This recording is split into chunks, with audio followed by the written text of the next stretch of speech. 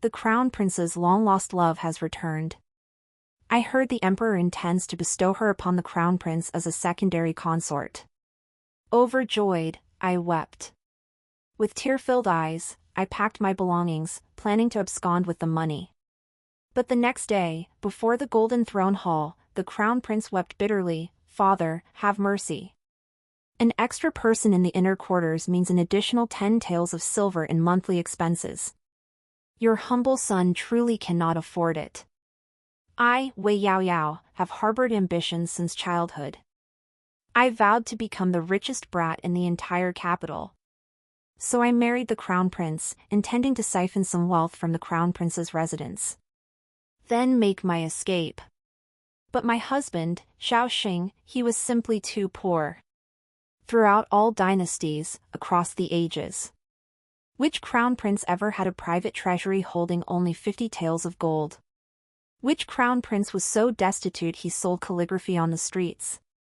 Unprecedented in history, unmatched for all time. Yet, Shaoxing achieved it. Poor as he was, Shaoxing wasn't entirely without merit. He was also stingy. For our grand wedding, the Imperial Household Department approved a budget of 2,000 taels of silver. Then Shaoxing waved his big dog paw and slashed off a zero. The phoenix embroidered in gold thread on my wedding gown became one stitched in yellow thread. Every movement made me look like a peacock preening for attention. I closed my eyes, took a deep breath, and told myself to stay calm. Assaulting the crown prince was a criminal offense. Yet the moment Shaoxing lifted my veil, I couldn't hold back, a fist shot out. Shaoxing took the punch, but instead of anger, he smiled. He held out his palm to me with a cheerful grin, assaulting the heir apparent, my dear, carries a 50-tael fine by law. That bastard! The day after marrying Shaoxing, he handed me the household ledgers. I eagerly took them, eagerly opened the crown prince's private treasury, and eagerly discovered only 50 taels of gold remaining, the fine I'd paid last night. Furious, I demanded an explanation from Shaoxing. He leaned lazily against the bed and kindly explained, "As you can see, my estate is indeed impoverished." I glared at him, teeth clenched. This is marriage fraud. Do you understand? Marriage fraud?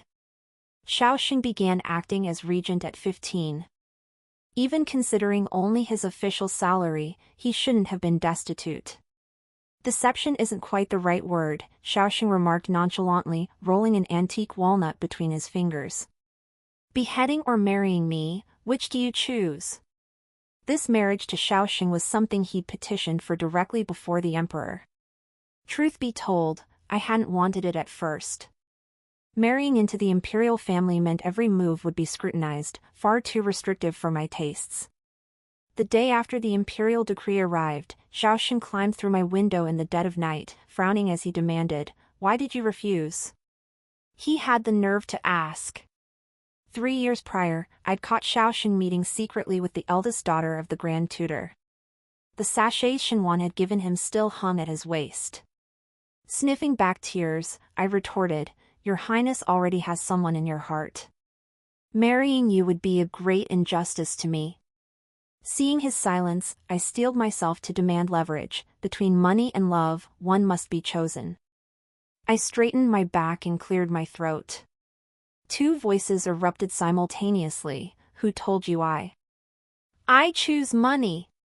Shaoxing's face darkened further, his gaze sharp as blades as he fixed it on me. Before leaving, he tossed out, "Then so be it." After a fierce battle within my mind, my craving for money ultimately overpowered my yearning for freedom. I accepted this marriage, my little abacus clicking away furiously. After all, Shaoxing was the crown prince. Even a drop of oil leaking from his fingernails would be enough to make me a fortune. Once I'd raked in a decent sum, I'd find a way to make my escape. I'd buy a 3-courtyard house in Yangzhou and move in with my mother. Back then, I was still too naive. I never imagined my grand money-making scheme would fail before it even began. Not only did I not get a single coin, but I ended up having to pay out of my own pocket. Nor did I ever imagine life in the Crown Prince's residence would be so costly. By regulation, each meal consisted of only one plate of vegetables and a bowl of plain rice, the green dishes utterly devoid of any oil. I had to pay extra to get the kitchen to add a plate of meat. On the day I accompanied the Crown Prince to the palace for the morning audience, I made a special trip to the cold palace. After returning, I cried. Their meals were better than mine. I quit. I'm making a scene. Tears streaming down my face, I pounded on the Crown Prince's study door. Xiaoxing was just about to pop a piece of oil-braised mustard greens into his mouth. Seeing that bright green vegetable, my vision went black, and I nearly fainted. Xiaoxing helped me sit across from him. Glancing at the memorials, he asked, "Something on your mind?" Remembering my purpose, I hesitated, stammering out, "Well, I was wondering, is there still a vacancy in your father's imperial quarters?" Xiaoxing's eyes narrowed dangerously.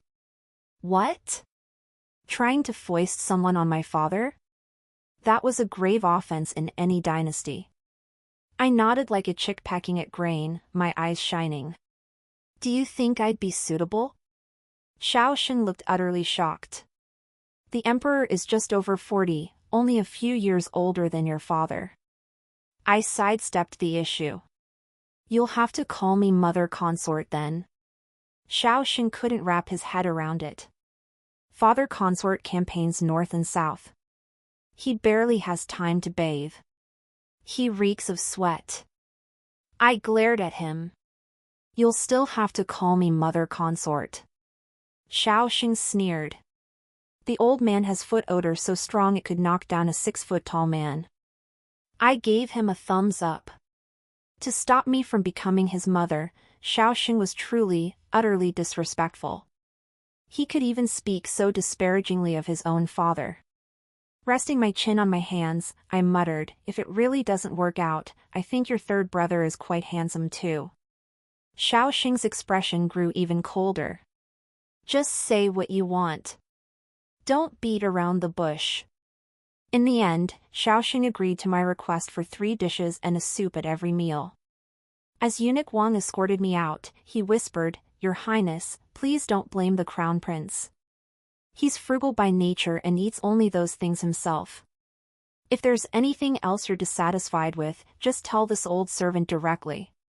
Hearing this, I frowned deeply.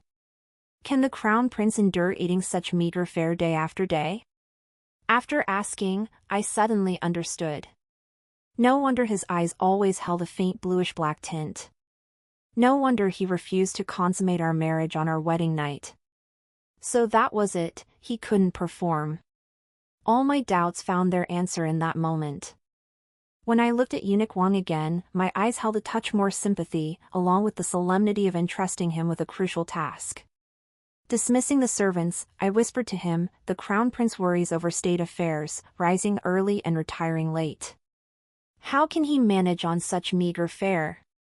Add a soup to his meals each day, pork kidney soup, ox penis soup. If the Crown Prince's residence truly lacks funds, draw from my dowry silver." After speaking, I exhaled deeply. I suppose I've become a meritorious subject of Great Liang, I thought. Saving the nation from collapse, propping up the crumbling edifice. For the eternal prosperity of Great Liang, what does this small expense matter? But, this small expense. Actually, it's quite a significant sum. Never mind. After all, the money comes from the same source. Even with Xiaoxing being so stingy, through my tenacious, relentless, tireless, and sneaky investigations, I still discovered a way to generate income. The Crown Prince's residence had an expense specifically allocated for social courtesies. This worked out perfectly for me. For every 10 taels of silver spent on gifts, I'd claim 100 taels in reimbursement. So whenever officials had weddings, funerals, births, or promotions, I was more eager than the hosts themselves. Before long, my little stash grew plump. In my dreams, I could almost see Yangzhou's slender West Lake beckoning me. But good fortune fleets like scattered clouds, my swindling scheme was soon uncovered by Xiaoxing.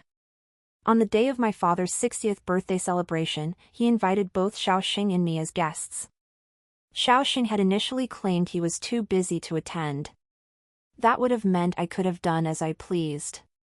I gleefully prepared the gifts, gleefully calculating how much profit I could make this time.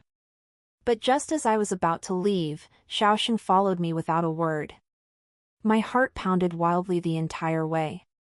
This unease peaked as Xiaoxing and I walked hand in hand through the gates of General Wei's residence. The ceremonial officer held the gift registry and announced, Deputy Minister of Revenue Li Tai presents a pair of cloisonné vases and a pair of longevity locks. Junior Minister of the Supreme Court of Justice Sun Yan'an presents a jade pendant and a pre-Qin dynasty painting of flowers and birds. When he reached the gifts from the Crown Prince's residence, the ceremonial officer paused, a rare hesitation. Only after I gave a trembling nod did he continue, from the Crown Prince's residence, a bundle of green onions personally cultivated by His Highness in the rear garden. The words seemed to carry their own echo, sounding eerily ethereal amidst the room's clamor. Their resonance lingered, refusing to fade. The surrounding area suddenly fell silent. All the guests turned to look at Xiaoxing and me, their expressions saying more than words could. It was hard to believe that at his father-in-law's birthday banquet, the Crown Prince could be so perfunctory. Xiaoxing's face, which had been animated with laughter and conversation, froze for a rare instant. I felt the large hand gripping my arm tighten. Xiaoxing gritted his teeth and whispered in my ear, "Didn't you say we spent 500 taels of silver? Where's the money?" I gave a dry chuckle. Isn't it because the Crown Prince's residence is broke? Thanks to me, Xiaoxing finally remembered the plants he tended in the back garden. The Crown Prince of a nation, whose greatest passion in life was growing vegetables. While other families' backyards featured rockeries, flowing streams, and pavilions, with winding paths leading to secluded spots, the Crown Prince's backyard was filled with cabbages, rapeseed, and spinach, with chickens clucking and dogs barking. Back in my maiden days, I'd host flower viewing banquets every spring, inviting friends to drink and compose poetry. After marrying the Crown Prince, I tried hosting one. The noble ladies just stared blankly at the cabbage-filled courtyard, utterly lacking any sense of elegance. This time, I pulled off something big. Xiaoxing stood outside the fence, gazing at the nursery now planted with crabapple, peony, and tree peony seedlings. The veins on his temples bulged as he gritted his teeth and demanded, "Where are my green onions?" I counted on my fingers as I tallied. A bundle was given for Chancellor Wen's birthday, another for Minister Zhang's eldest son's wedding, and one more for the noble consort's birthday. Xiaoxing's face darkened with each word. He clenched his jaw and snapped, "Enough." I leaned in to placate him, "Don't be angry. They all loved them. Chancellor Wen said they were too precious, he'd keep them as heirlooms for his descendants." The imperial consort was even more moved, she ate them despite the tears and snot streaming down her face, saying the Crown Prince's filial devotion was rare. Xiaoxing nearly fainted from rage. Eunuch Wang supported him, helping him catch his breath. "Oh, I nearly forgot. My husband. His health seems rather fragile. I had a dream. In it, I lay sick in bed, my eyes as dark and hollow as Xiaoxing's. The imperial physician prescribed several expensive herbs. I heard Xiaoxing ask the physician with obvious distress, "Is there anything cheaper? Our household truly has no money left." I woke with a cold sweat. The once powerful Crown Prince's residence now stood deserted, its gates rarely graced by visitors. Even the bundle of green onions I sent to the Chancellor's mansion was tossed out over the back wall by the Chancellor's wife. Serving the Emperor is like walking with a tiger, the royal family is so cruel. I changed into plain clothes and went to the study to find Xiaoxing. He sat by the lake, poised like a pine tree in the breeze, his posture upright as he held his brush. The area was crowded with people, bustling and noisy. As I drew closer, I nearly stumbled and fell into the water. The Crown Prince of a mighty nation. A scion of the imperial bloodline. Yet reduced to earning silver by writing letters for others. Has the crown prince truly fallen so low? Curiosity got the better of me. How much do you charge for a letter? I asked. A letter penned by the crown prince surely couldn't be cheap. Xiaoxing smiled at me. I live off the people's salary to serve them. I take no payment. I was incredulous. But I've never seen your salary either. The crown prince's residence was this impoverished. I'd almost thought the emperor was withholding your wages. Xiaoxing explained while weeding. The Yellow River burst its banks before the new year, displacing residents on both banks. I donated my entire salary to resettle them. I gave him a thumbs up from afar. At this rate of squandering, I'll be starving before he dies of illness. I'd seen the third prince splurge lavishly in taverns, while the second prince was rolling in wealth, decked out in gold and silver daily. Of the emperor's 3 sons, only Xiaoxing seemed not his own flesh and blood. I couldn't help but feel a little sympathy for him. But that sympathy didn't last long before I started feeling sorry for myself. The reason? The emperor stripped Xiaoxing of his regency duties and took over most state affairs. Court rumors swirled that the emperor had grown weary of the crown prince. The political winds shifted dramatically overnight. But I knew the truth. Xiaoxing was deposed purely because he was too stingy. The current sovereign possessed the bearing of a great general, neglecting state affairs in favor of military campaigns across the land. His daily refrain was, "I shall personally lead an expedition against the northern barbarians, crossing the fishing sea to reach the northern Yuan." Xiaoxing clasped his fists respectfully. "Father, please reconsider. The treasury is empty." His Majesty, brimming with ambition, declared, "I shall march north of Kaiping to subjugate the Altai tribe, ensuring no one dares trespass beyond our Great Liang's borders."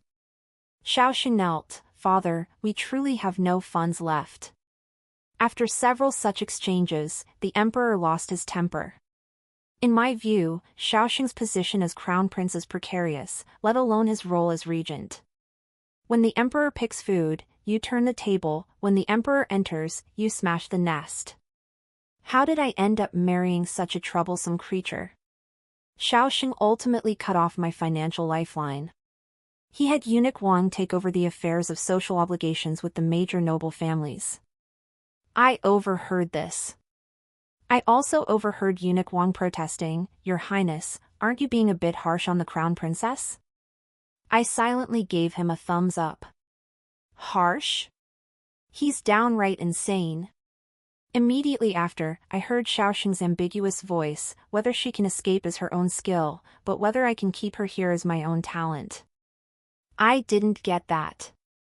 8. Still, I had to make my escape.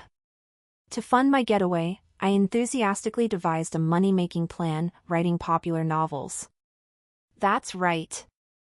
I, Wei Yao Yao, the eldest daughter of the general's household, also possessed another identity, Masterling Yun. The best-selling novels in the capital all came from my pen. Last time I visited Xiaoxing at the bookshop, the owner eyed my maid hesitantly before whispering, "When will Masterling Yun's new work be released?" "It's already sold out across the capital." To maintain the dignity befitting a future empress, I shrugged and declared, "I'm done with this." But now, starving to death, who cares about dignity? Back at the crown prince's residence, I locked myself in the study for 3 days. With brush and ink, a tragic love story leapt onto the page. I wrote these stories initially just to vent my anger. The nobles and aristocrats of the capital, any who crossed me, were destined for a memorable tale. When the heir to the Duke of Qing stole my parrot, rumors spread across the capital overnight that he had a taste for leeks and was prone to flatulence. When Prince and made improper advances toward my maid, whispers soon circulated about His Highness's fondness for men. These tales I wrote were half-truths, half-fabrications. As for this time, I showed mercy and made Xiaoxing the protagonist. Naturally, I wouldn't dare use Xiaoxing's real name. To obscure his identity, I gave him the surname Wei and split his given name Xing into Sun and Achievement. The moment the story hit the market, it sold out in less than a day. The bookstore owner immediately ordered a reprint. Deep into the night, I curled up in my bed, counting the silver notes I'd earned and laughing wildly, almost pounding the bed. Xiaoxing pulled me out, feeling my forehead. Have you gone mad with joy? Meeting his dark, piercing gaze, I trembled, inexplicably guilty. I straightened my back, putting on a brave front. You're the one who's gone mad. Something was off with Xiaoxing. Could he have found out? It hadn't even been a day. Unless he's my fan. Besides, though Xiaoxing acts less than human most days, he's quite fond of reading the classics. He should be too busy to waste time on such trashy storybooks. When I received the money today, to ease that niggling guilt, I even specially sent him a nourishing tonic. Xiaoxing shed his outer robe, extinguished the lamp, and lay down beside me without a word. My turbulent emotions gradually settled. I tucked the stack of banknotes under my pillow, just in case Xiaoxing decided to help himself. It must have been my soup delivery that moved him. That's why Xiaoxing was willing to abandon his bed frame, barely covered with a single quilt, to sleep in my luxurious rosewood bed with its carved auspicious dragons and cloud patterns.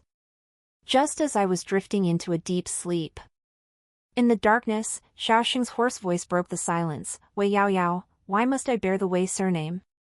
The words exploded like thunder in my ears, shattering my drowsiness into 1,000 pieces.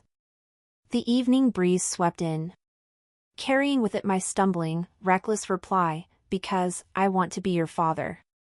Xiaoxing abruptly rolled over. I thought he would scold me. But he didn't. Xiaoxing embraced me from behind, his scorching chest pressed against my back. Warm breath brushed my ear as he murmured, I could be the father of the child in your womb. Care to try?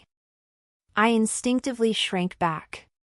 No one had ever told me. Earning money in the Crown Prince's residence came at such a price. Xiaoxing's movements froze for a moment. His dark eyes locked onto my face, as if trying to read my expression. After a long while, Xiaoxing released me. He growled a warning in my ear, I'd love to pry open your skull and see what's inside. The Emperor's dignity must not be violated. Got that? He was scolding me for my audacity. I breathed a sigh of relief. But Xiaoxing merely threw on his outer robe and left. I was puzzled, and a little angry. Was I some kind of monster? Why was his pace so quick? Probably because my writing was too thin. Soon everyone guessed the protagonist this time was the current crown prince. As for the female lead, after much deliberation, their eyes fell on Xinwan, the eldest daughter of the Grand Tutor, who had left the capital 3 years ago. Heaven knows. I never once imagined Xinwan in my stories. True couples really are the best to ship.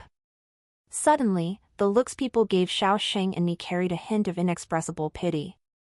Especially me. Because just days ago, Xinwan had returned to the capital.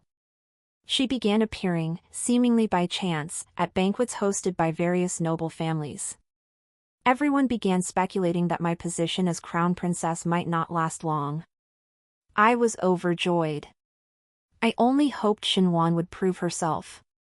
I buried myself in writing the sequel to the Annals of Riche. Xiaoxing had been ignoring me lately. Perhaps Xinwan had unsettled his mind. Out of kindness, I personally brought him a bowl of 10-ingredient tonifying soup. I also had something to ask him. Xiaoxing's face was tense, his tone icy cold, as if I owed him 800 taels of silver. Have you earned enough silver yet? My heart skipped a beat, and I instinctively clutched my money pouch. Xiaoxing sneered coldly, Wei Yao Yao, this is called selling your husband for glory. I finally remembered the purpose of my visit. I lifted the lid of the clay pot and blew on it for him, eagerly trying to please him. Your Highness, how did you know Ling Yun was me? Xiaoxing shot me a sideways glance. His gaze was icy. The crown prince still carried an air of authority, commanding respect without needing to raise his voice. I dared not press further. Instead, I thoughtfully carried the 10-ingredient tonic back to drink it myself. The pen name Lingyun was known only to my personal maid, not even my mother knew it. Wait. There was one other person who knew. That was Jiangsu. He was the tutor my father hired for me, yet he never confined himself to worldly perspectives. The name Lingyun was one he had chosen for me. He said, "Remember the lofty aspirations of youth, vowing to be among the finest in the land. Then let it be Lingyun." But he was already dead. His remains were buried by my own hands, piece by piece. Early the next morning, I took a carriage to Jingshan Temple. In a remote meditation hall, an eternal lamp burned, lit by me for Jiangsu. I stayed for half the day, my mind gradually calming. When I emerged, the sun was already sinking low in the west. Stepping out of the temple grounds, I collided head-on with Shaoxing's face, that persistent specter. I rubbed my eyes, doubting my own vision. Then I looked again. It was indeed Shaoxing. I cursed inwardly at this unwelcome encounter. Yet in this moment, I felt a pang of guilt, fearing I wouldn't know how to explain if he asked. Shaoxing's gaze was sharp, piercing through me like a spear, making my heart pound wildly. Could he have noticed Jiangsu's presence? Would the imperial court tolerate such absurdity? Would I be sentenced to death? Finally, Shaoxing's gaze swept past me, settling on the meditation room behind me. I stiffly craned my neck to look. In the center of that room stood a statue of Guanyin, the goddess of mercy who grants children. The atmosphere suddenly froze. Shaoxing's eyes deepened, his tone becoming distant and teasing. I wondered what my wife sought at the temple. It seems I've neglected her.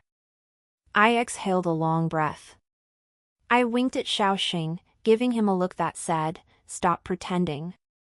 I get it. It wasn't really a matter of neglect.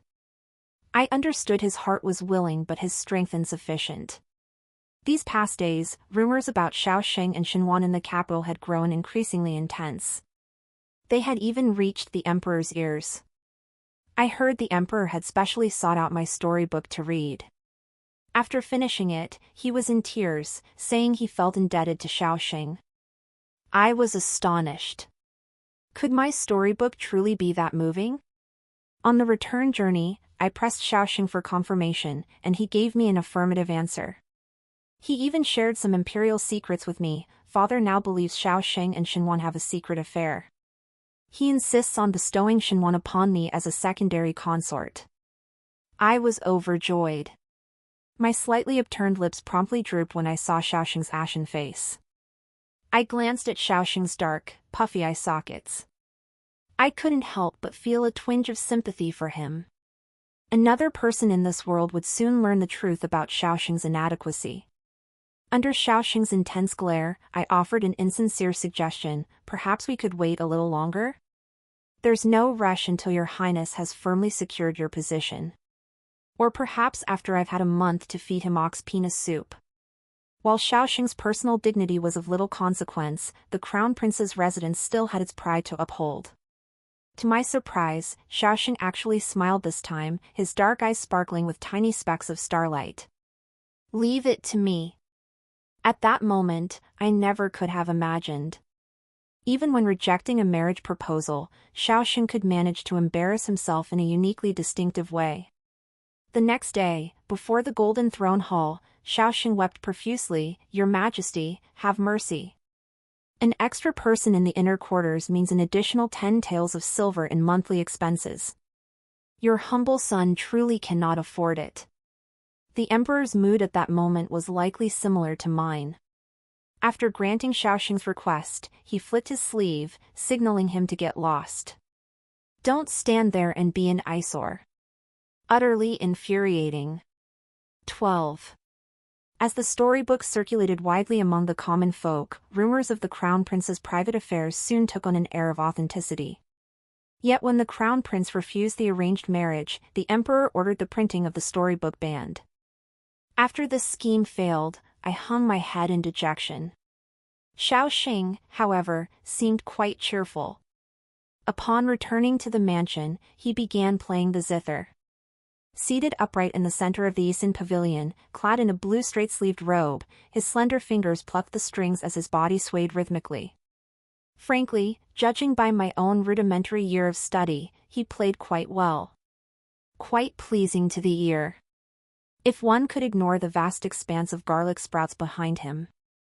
I stood frozen in place. For a fleeting moment, I thought, if Jiangsu were still alive, he'd be doing just this. That's when my father arrived. He interrupted my harmonious duet with Shaoxing, our marital life, as smooth as Qin and Se. I feigned politeness. Father, you look younger lately. He chuckled, it's because you're married now. The house is much quieter. I didn't feel like talking much more. My father never visited without purpose. Seizing the moment when no one was paying attention to me, he asked, how is your relationship with the crown prince? Is what they say about him and Shenwan true? I lifted my gaze to meet his, waiting for his next words. Within 5 seconds, my father spoke hesitantly, can you handle Shenwan on your own? The crown prince's residence isn't like home. Why not let Nian come to the residence to help you? Wei Nian, my half-sister. The daughter born to my father's beloved mistress. When I was little, I envied Wang area next door, who had a father who doted on her. Mother told me then that father loved me too, he just wasn't by my side. I had to wait for father to return. I waited and waited. What would father be like? Would he be more handsome than other fathers? Would he be happy to see me? Would he miss me as much as I missed him? Would he spin me around in his arms like Arya's father? I looked down at my plump little body. I'd gotten fatter again. Would father be too heavy to lift? When I was 7, my father finally returned. It was nothing like I'd imagined. He merely ruffled my hair and said, good girl. Then he turned and lifted a plump little girl from the carriage. After 8 years of war, he'd taken a concubine to keep him company. And a younger sister, Wei Nian, just a year below me. My father was always quiet, his face perpetually grim. I dared not approach him. But later, I discovered he could smile too. He would spin Wei Nian around in his arms, take her out of the mansion to buy her all sorts of novelty toys. He was a father after all. Only his love wasn't meant for me. Occasionally, I would watch from afar as they enjoyed their happy moments in the Yichuan courtyard, looking more like a proper family of 3. My mother and I, however, felt like servants residing in a side courtyard. My thoughts drifted back, and my heart grew colder by the moment. With a bitter laugh, I asked him, has father considered under what capacity Wei Nian would enter the manor? As the consort's younger sister residing as a guest, or brought in directly with the honors befitting a formal concubine? My father's face turned pale and ashen. Finally, he stammered, the rank of consort Liang might be a slight to Nian. What about the position of secondary consort? I marveled at his audacity while rapidly composing my response. My refusal couldn't be too polite, lest father cling to hope, yet it couldn't be too harsh, lest it tarnish the crown prince's household's dwindling reputation. Finally, I spoke stiffly, no. My father seemed to have anticipated this. Why? I closed my eyes briefly before answering truthfully, I dislike Wei Nian. If she were to come greet me every morning, I'd lose my appetite and eat 2 bowls less at every meal. My father's imposing frame trembled. His stern face turned to scold me. Nonsense. How can you even utter such a reason? Perhaps only after scolding did he recall his request. His tone softened. If you truly cannot bear to see Nian, then dispense with her daily greetings. But why let such a petty reason hinder her future prospects? Allowing Wei Nian into the mansion seemed like a rather good idea. She'd surely turn the entire crown prince's residence upside down with her own efforts, leaving Shaoxin no mind to spare for me. I was persuaded. I'm pretty spineless. I do trust General Wei Nian's capabilities. But before I could speak, Xiaoxing's deep voice carried from nearby, "In this prince's view, it is General Wei who is being ridiculous." He strode closer, his broad, powerful hand enveloping mine. His thumb, calloused from labor, scratched my palm unseen by others, once, twice. As if, to show his support. All my negative emotions vanished instantly. My father, ever the pragmatist, immediately apologized. "Your Highness, please forgive me. My daughter has long admired your presence, and I had no choice but to resort to this desperate measure." "What crime has General Wei committed?" Xiaoxing's expression was neither smiling nor frowning, yet his presence commanded respect without anger. "My secondary consort is also to be chosen by General Wei. Why not simply hand over the crown prince's position to him as well?" My father knelt with a thud. "Your servant is deeply humbled." I stared at my father.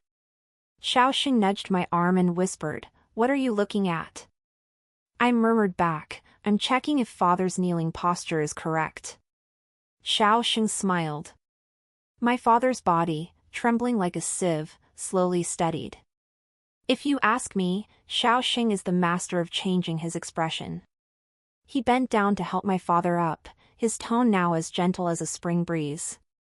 "I know the general cherishes his young daughter. A momentary lapse is understandable." At this point, Xiaoxing lifted his eyes and smiled at me. "But the crown princess is also the treasure on the tip of my heart. I cannot bear to see anyone harm her. General Wei, perhaps you understand me? The apple of my eye. My treasure." I could hear my own heart pounding. Thump. Thump. I didn't even notice when my father left. Only when Xiaoxing flicked my forehead with his finger did I snap back to reality. His dark eyes were heavy. I sensed, inexplicably, that he was in a bad mood. After a long silence, Xiaoxing gently pinched my earlobe. "You've been wronged." I nodded blankly. Suddenly, he tapped my forehead again, his voice tinged with disappointment. "Wei Yao Yao, weren't you quite capable in the crown prince's residence? Why let yourself be bullied like this?" I thought he was overreacting. What concerned me more was, I spread my palms toward Xiaoxing, mimicking his earlier tone, "Your Highness, your precious darling is a bit strapped for cash right now. Might I borrow some silver to spend?" Xiaoxing flung his sleeves, ordering me to get lost and stay out of his sight. No wonder my father was such a jinx. I'd only seen him that day, yet by nightfall someone appeared in my bedroom. Feeling two timid figures approach my bedside, I quickly held my breath and pretended to sleep. In the darkness, I heard two male voices. "Your Highness soars like a dragon and a phoenix, possessing both literary and military prowess. Yet His Majesty intends to pass the throne to that good-for-nothing crown prince. It is truly unjust. Oh, it's my wretched father." The other voice sounded gloomy. Back when Xiaoxing vanished from the army, Father Emperor was filled with guilt. And now, because of that guilt, he intends to hand the empire over to a complete fool. He's truly gone mad. But seriously, couldn't you two just say this at home? You sneak around my bed in the dead of night just to call Xiaoxing a bumbling fool? That's unreasonable. Can't you show this person pretending to sleep a modicum of respect? Speaking of Xiaoxing, these two were seething with hatred. They traded barbs, and before long, they were deep in conversation. I could understand that feeling all too well. Xiaoxing really was a dog about his actions. 3 months ago, I'd have leaped from my deathbed, grabbed a tray of melon seeds, and joined them for a night of endless chatter. But now, as the fish on the chopping block, I'd finally had enough. I kindly reminded them, the Crown Prince's mansion changes guards every half hour. "Your Highness, Third Prince, could you two finish your business before chatting?" I swear, I meant no mockery in that remark. Yet the addressee seemed slightly flustered. "Whom do you think you're looking down on?" His Royal Highness the Third Prince straightened his back, as if to prove a point. The crown prince is absurd. How can such a miserly, petty man possess the bearing of a ruler? Of all Father Emperor's sons, only this prince is qualified to inherit the throne. My eyes widened in shock. How could His Majesty, with his brilliant strategic mind, have sired such an utterly foolish son? I retorted, the crown prince has overseen the realm for 5 years, and Great Liang has enjoyed peace and prosperity. If anyone in the court thinks him a blockhead, it's likely only the two of you.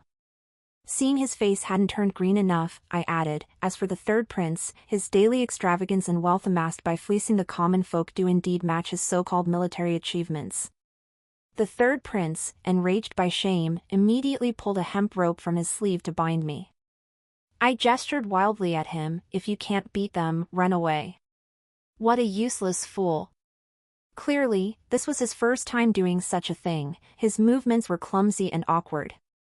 To save my life, I should have kept quiet. But I couldn't swallow my pride.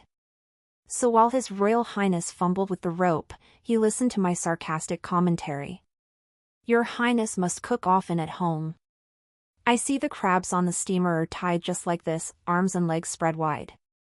Slow down. If you go to the underworld so fast, will the King of Hell even accept you? Left side, left side. Too tight, it's uncomfortable. My father stood motionless beside us. Perhaps feeling guilty, he avoided my gaze, shifting uneasily. How could he have conspired with the third prince? I recalled seeing Wang Yanyan leaving in a carriage with the third prince just days ago. A match made in heaven? A bird fluttered overhead, chirping softly. Outside the courtyard, the rhythmic clatter of guards changing shifts echoed. The third prince urged, quick, lend a hand. The hour is upon us. Silence followed behind him. Within the chamber, candlelight suddenly blazed bright. A maid bowed and withdrew quietly. Beneath the brightest night pearl, Xiaoxing stood with hands clasped behind his back, his handsome face bearing a faint indifference. Oh! Where might my third brother be taking the crown prince's consort? The words had barely left his mouth when a long sword slid from its scabbard, its silver-white gleam flashing as it stabbed toward his back. It was my father. My heart felt as if it had been wrenched from my chest, pounding like a drum. The sword moved with blinding speed, like a gust of wind. The blade reflected the night pearl's light, blindingly bright, stinging my eyes. I forced my eyes open wide, screaming at the top of my lungs, Xiaoxing, watch out. Xiaoxing turned and flashed me a smile before leaping out of the way. Sword light danced wildly, and I couldn't open my eyes. I could only hear the clash of weapons, blades meeting, until the sounds of combat ceased. Only then did I open my eyes. Xiaoxing was leisurely wiping his hands with a white handkerchief, calmly instructing the guards who had entered upon hearing the commotion, take him to the crown prince's private dungeon. Await further orders. Paying no heed to the others in the room, he strode swiftly to my bedside, his concern evident. Were you frightened just now? I nodded vigorously. The ropes binding me had long been untied. I threw my arms around Xiaoxing, burying my face in his shoulder. I was so worried about you, I murmured softly. Xiaoxing hadn't slept in my room that night, but he came to check on me every night at the third watch. Sometimes he'd tuck the quilt around me, other times he'd just sit there, staring at me in deep thought. He thought I didn't know. But I'm a light sleeper and was always awake. When I first noticed someone in the room, I pretended to be asleep, hoping to stall for time until the third watch. Later, I dared to speak because I saw the hem of Xiaoxing's robe. He stroked the back of my head, soothingly saying, "It's all right now." I burrowed deeper into his embrace and burst into tears. What would I have done if something really happened to you just now? Xiaoxing's expression softened, and he squeezed my large hand slightly tighter. Before half a second passed, my next words followed, "You still haven't told me where the key to your secret stash is."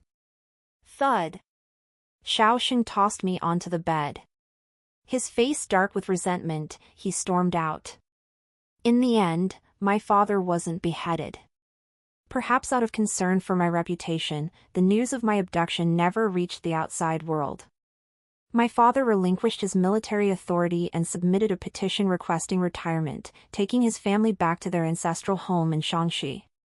Shaoxing secretly brought my mother out and hid her in her residence on the outskirts of the capital. When eunuch Wang found me, I had just finished writing a new story. He knelt before me, tears welling in his eyes.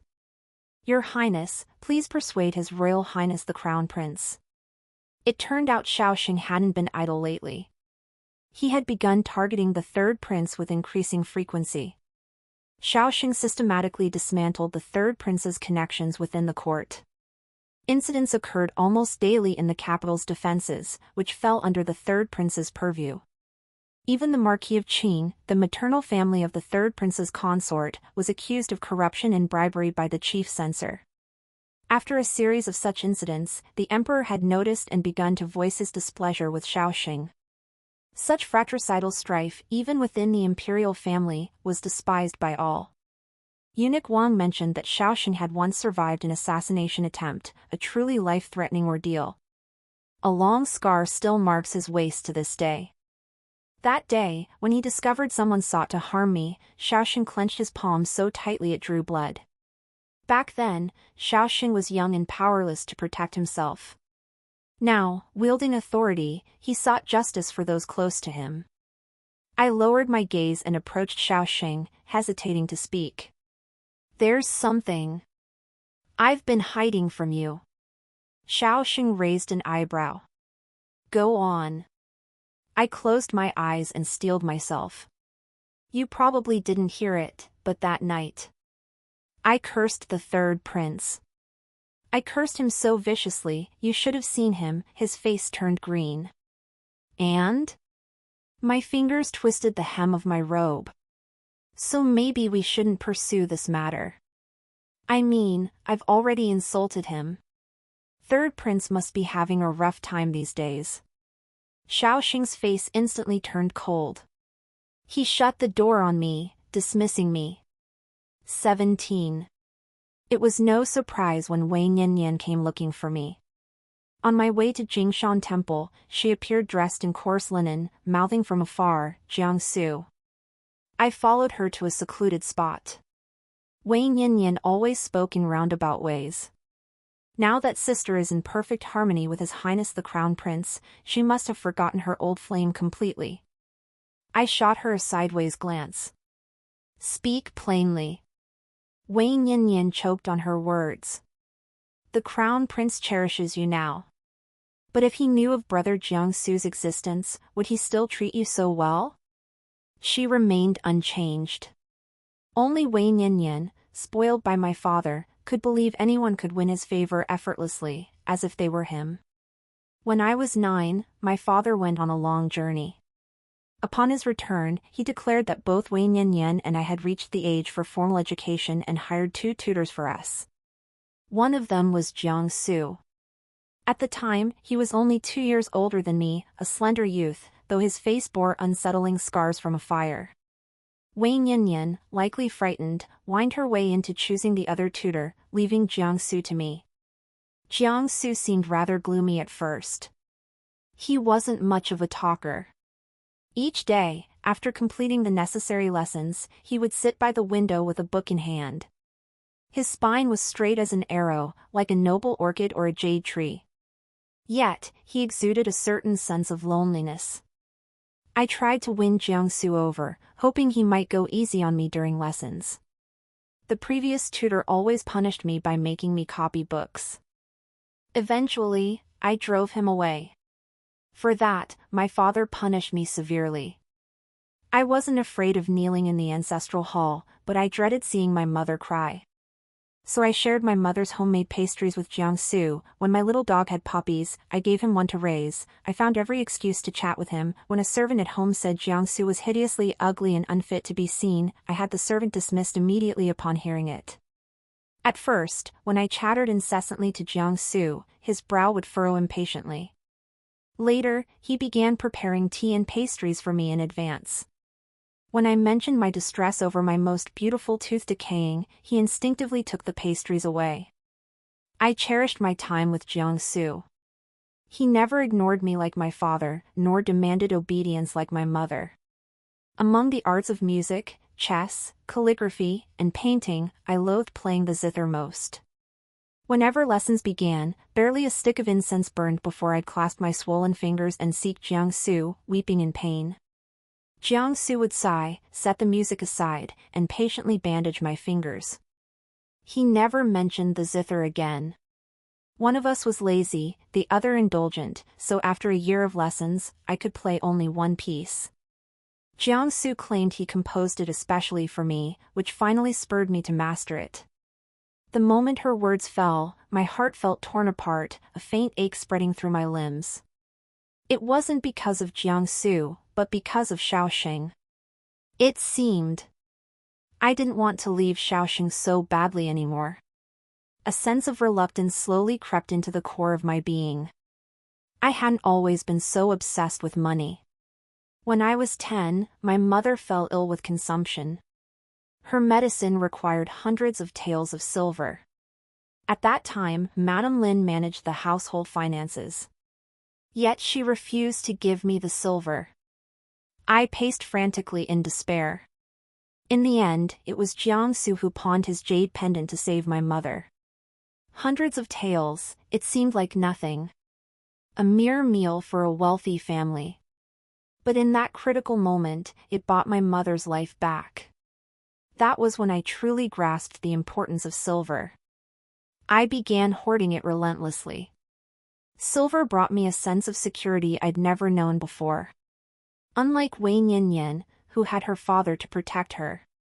Unlike my younger brother, who was the old lady's favorite. I treaded carefully, daring not to make a single mistake. Because no one would catch me if I fell. I walked alone, my slender back exposed to the biting wind.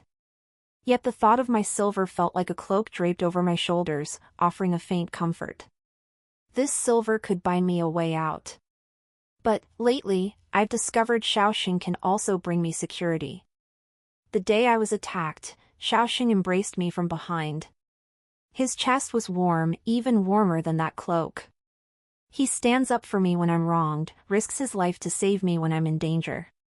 My ability to run wild in the Crown Prince's mansion is largely thanks to his indulgence. I don't have to worry about causing trouble, I don't need to curry favor, I don't need to tread carefully. Shaoxing is like a pair of arms behind me, supporting my fragile spine. Steady and strong. I do love money. But if it's Shaoxing who's involved, not having money doesn't seem to matter much. I think I might just like Shaoxing a little. Seeing my grave expression, Wei Yin quickly added, "As long as you help me stay in the capital, I promise the Crown Prince won't find out about this." I glanced up at her. Her eyes were filled with shrewdness and calculation. Playing with fire? I didn't care either way. Go tell him yourself. Later, I tested Shaoxing. If one day you discover I've hidden something from you, he was reviewing memorials, his head never lifting as he replied, deduct your entire monthly allowance. Game over. On Shaoxing's day off, I brought him to Jingshan Temple. I intended to lay everything about Jiangsu's existence before him. You can't hide the truth forever. Now was the time, before I was too deeply entangled. If Shaoxing objected, I could step back and be his loyal, dependable ally.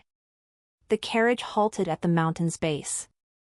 Shaoxing tightened his grip on my hand, signaling me to wait before disembarking. When he returned, a hint of amusement flickered in his eyes. I recall you adored Chen's cloudflake cakes. Shall we see if the flavor has changed? My entire body stiffened. I stared blankly at Shaoxing and the light brown parcel he held. Untying the hemp string revealed layers upon layers of snowflake-like pastry. Once my absolute favorite treat. Something Jiangsu would always bring me whenever he went out. My voice caught in my throat several times before I finally managed to speak. Why do you think I like cloud cakes? I haven't eaten cloud cakes in 5 years. There was someone who used to bring them to me. Ever since he passed away, the taste makes me want to vomit. I simply can't bear it. Xiaoxing had climbed into the carriage without my noticing. He extended his thumb, gently wiping away my tears through the jade ring. Gazing into his dark eyes, I said, in this world, the only one who truly believed I loved cloudflake cakes was that person. At that moment, I seized his arm and bit down in frustration. Jiangsu, it was you, wasn't it? How foolish of me. There were so many coincidences. He knew Master Ling Yun. He could play the melody Jiangsu composed for me. Even the shape of their eyes resembled each other. Yet I never considered it. Xiaoxing pulled me into his still warm embrace. His large hand gently stroked the back of my head, a low hum escaping his lips. I bit his shoulder again, harder this time. Xiaoxing's voice was hoarse now. Good girl, Yao Yao. Deeper. After crying for a while, I started digging up old grievances. So what was that about disappearing back then? Did you just want to lead me on and abandon me? Xiaoxing stroked my cheek, sidestepping the question. Didn't you want to see the eternal lamp? I just stopped by to light an incense stick for myself. I sensed he was holding back. But why? Hiding in his embrace, I reached up to touch his face. His features hadn't changed much, except the burn scars unique to Jiangsu's face were gone. Xiaoxing looked curious. Why the blank stare? I extended my index finger and tapped his cheek again. What's the formula for that scar-removing ointment you used? It works so remarkably well, selling it on the market would surely make a fortune. Xiaoxing chuckled, his tone light as clouds. I was never injured. Back then, I was being hunted by enemies and had no choice but to wear a human skin mask as cover. Your clever little scheme, Yao Yao, seems destined to come up empty. I lowered my head and caught sight of the sachets at his waist, instantly sensing something was off. Do you have other dogs out there? What's the story with these sachets? Xiaoxing looked at me, puzzled. Recalling his affair with Xinhuan, I sneered coldly, I saw everything. This is a gift from Xinhuan. Xiaoxing slowly untied the sachet and handed it to me. Why not take another look? Xinhuan couldn't possibly embroider something this hideous. These are the 2 plump geese you spent 3 sleepless nights stitching for me. I smacked him. Those are clearly mandarin ducks. I began genuinely considering Xiaoxing's future. In a few days, we'll quietly adopt a child from a collateral branch. I think your second brother's son is quite suitable, he's clever. Xiaoxing fell silent for a moment before his voice came out painfully, am I not worthy of having my own child? Oh no. I'd forgotten to tend to His Royal Highness the Crown Prince's fragile pride. I gave a nervous chuckle. Why wouldn't you be worthy? That very night, Xiaoxing insisted on sleeping in my quarters. His gaze lacked sincerity, he hadn't even brought his bedding. Every gesture betrayed insincerity. So I firmly refused him. To my surprise, he withdrew from my room with the grace of a gentleman, polite and composed. But then, in the dead of night, he slipped back in under cover of darkness. Xiaoxing looked anxious and unsettled. When I close my eyes, I keep seeing that day when you were held hostage by my third brother. I feel uneasy unless I'm by your side. Moonlight seeped through the window. By its faint glow, I reached out to trace Xiaoxing's face, his nose, my thumb finally resting on his lips. Such thin lips, what would it feel like to kiss them? Xiaoxing caught my hand, Yao Yao, stop this. We have court early tomorrow. His chest was burning hot. My other hand slipped beneath the hem of his nightgown, touching a deep scar. Just as Eunuch Wang had described, it coiled like an earthworm across Xiaoxing's abdomen. My heart ached. I'd only ever seen Xiaoxing's polished, brilliant exterior, never knowing what he'd endured behind the weight of his crown prince status. Curiosity got the better of me. When did you get this? Xiaoxing didn't answer. Instead, he drew my finger to his lips and bit down gently. The pressure wasn't strong. Yet my heart skipped a beat. Xiaoxing chuckled softly, and I found myself flipped over. His eyes glistened, his voice husky. Yao Yao, will you show me mercy this once? When I opened my eyes again, Xiaoxing was leaning against the bed, draped in an outer robe, watching me with a half-smile. I flung a pillow at him. Liar! Didn't you say no? Xiaoxing held up 2 fingers in a solemn oath. I never said that. He explained gently, when we first married, you truly disliked me. I wouldn't force myself upon you. I remained irritated. And now? Yao Yao, you love me. I propped my chin on my hand, curious. When did your highness begin to like me? Surely not back at the Wei residence? I wasn't even 8 then. Xiaoxing made an excuse about state affairs and hurriedly made his escape. Another year, another palace banquet. After drinking some wine, I went to Lingyuan Pavilion to catch the breeze. There, I ran straight into His Majesty. At first, he said nothing, only staring intently at a painting for a long time. The figure in the painting had gentle features, it was the late Empress. After a long while, as if suddenly remembering me, he turned and asked, Xing'er, do you know about the matter concerning the third prince? Was he here to confront me, the source of all this trouble? I immediately knelt. Your Majesty, I have heard a little. The Emperor sighed deeply and helped me up. I know you've been wronged. Normally, I shouldn't interfere. But these past days, I keep dreaming of the Empress. She accuses me of neglecting our children, claiming it caused the discord between Xing'er and the third prince. I understood his meaning. Your humble daughter will return and advise the crown prince. The Emperor nodded with relief and said to me, I shall tell you a story. My instincts told me this matter concerned me, so I pricked up my ears to listen. Perhaps lost in recollection, the Emperor unexpectedly refrained from using the imperial pronoun I. During the reign of the late Emperor, I commanded an expedition against the Liao forces. Our armies faced each other along the banks of the Huai River. When the Liao launched a surprise attack, I ordered a 30-mile retreat to minimize casualties.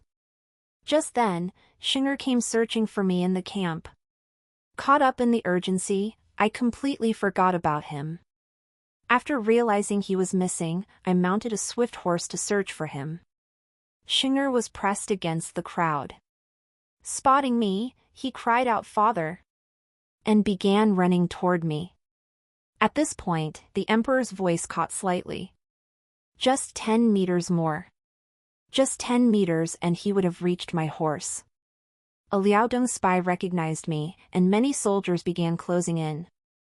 I had no choice but to turn and flee. To this day, I cannot forget Xing'er's eyes, tear-filled, filled with disbelief, demanding why I had abandoned him.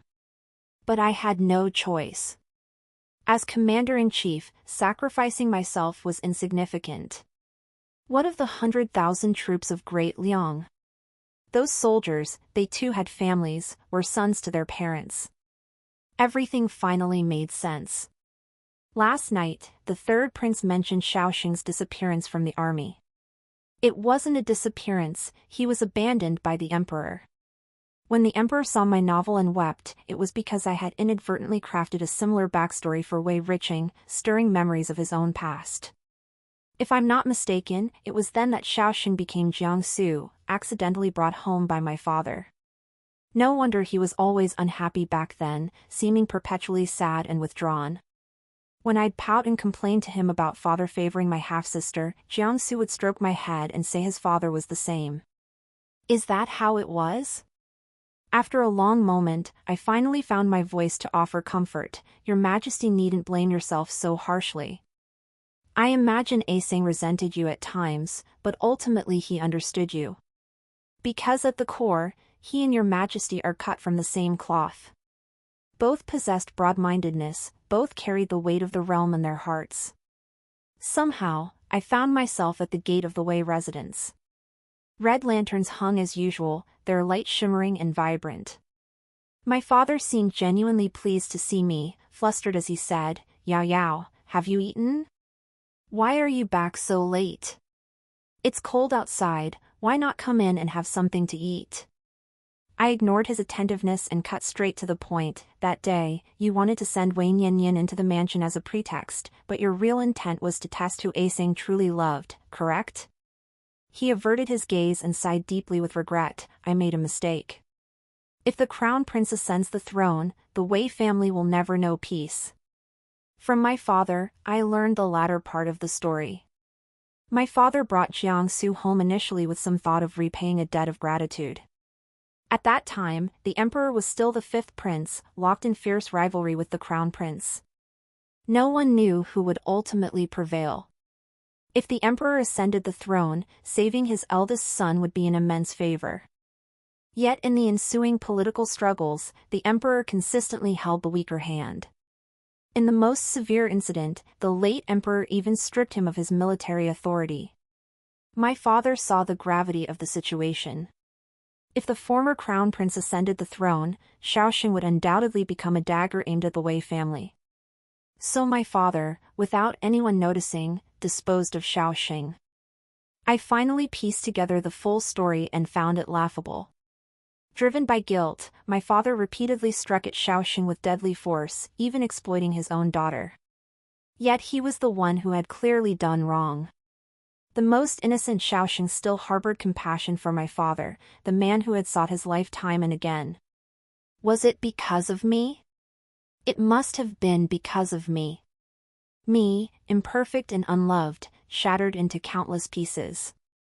Shaoxing carefully gathered those fragments, tucked them into his sleeve, cherishing and treasuring them. Suddenly, I longed to go home. I longed to embrace Shaoxing. He had been abandoned by many, teetering between life and death. The glory bestowed upon him by his status brought him equal peril. Yet, Shaoxing. He remained sincere and upright, upholding justice. To understand the harvest, he personally tended vegetables in the backyard. To grasp the lives of his people, he went out into the streets to help write letters for others. Eunuch Wang advised him, "Your Highness, with state affairs already so demanding, if you truly wish to understand the people's lives, simply summon a local official to inquire." Shaoxing smiled. "In high office, even if one asks the people directly, they likely dare not speak frankly. The surface may appear as splendid as a field of blooming flowers, but who knows how many pests lurk within. As long as I am the crown prince, I must shoulder the responsibility for the well-being of the nation's people." This was Shaoxing. No matter how much injustice he encountered, no matter how much darkness he faced, he swallowed it all. Then he brought light and hope to even more people. Times may change, but his integrity remains unbroken. On the day Xinwan left the capital, she sent a calling card to the crown prince's residence. After exchanging some small talk, Xinwan suddenly dropped a bombshell. "You must be the Mr. Ling Yun." My heart skipped a beat. She smiled and said, "Your Highness, please don't misunderstand. Others may not know, but I admired your Highness back then, so I paid more attention to him. Whenever Master Ling Yun published a new work, his servant would always sneak back with a copy. Later, seeing how fervently he pursued you, I simply made an educated guess." Recalling how Shaoxing had read my romantic novels, I flushed crimson. Xinwan bowed distantly to me. "I come today to apologize. Those rumors circulating in the capital, I was the one who spread them. After reading the secret chronicles of Riche, I assumed you held little affection for His Highness. So I thought I'd seize my chance, spreading rumors that I was the heroine in those stories. It caused the crown princess much trouble. I'm truly sorry." During dinner, I recounted this to Shaoxing. He swallowed a bite of bun and replied calmly, "And then?" Confused, I asked, "You knew all along?" Shaoxing gazed at me with a smile. "You've always been slow to catch on. If I hadn't pushed you, when would you have realized your own feelings?" I bit him. "You were spying on my storybook." Xiaoxing swept me onto the bed, his luminous peach blossom eyes narrowing slightly. That's called studying and learning. Otherwise, how could I ever win Yao Yao's heart? Outside the canopy, red candles flickered, incense smoke curling gently. In the distance, the midnight bell of Jingshan Temple tolled. Calm and distant. Just like Xiaoxing beside me, day after day, night after night. End.